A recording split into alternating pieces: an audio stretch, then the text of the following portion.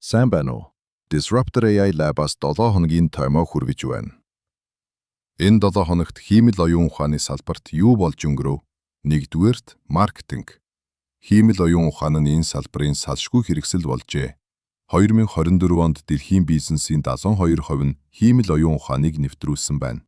Энэ нь имэйл бичих, сошиал медиаг төлөвлөх зэрэг ажлуудыг автоматжуулж, маркетрууд стратегийн ажилдаа төвлөрөх боломжийг олгож байгаа юм. Гэхдээ нэг зүйлийг санаарай.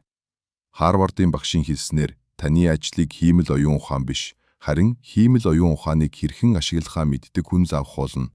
2-дугаарт криптовалют болон хиймэл оюун ухааны нэгдэх.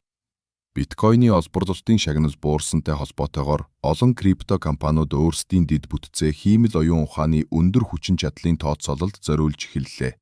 Учир нь энэ нь илүү доктортой, өндөр ашигтай орлогын урсгалыг бий болгож байна. Энэ бол дижитал эдийн засаг дэх суурь бүтцийн томоохон өөрчлөлт юм. Эцэст нь харс дамжуулагчийн зах зээл. Хиймэл оюун ухааны асар их хэрэгтээс үүдэн дэлхийн харс дамжуулагчийн борлуулалт өнгөрсөн оны мөн үеэс 19.6%-аар өсжээ. Энэхүү өсөлт нь Nvidia зэрэг тэргүүлэгч компаниудын хувьцааг шинэ дээд амжилтанд хүргэсээр байна.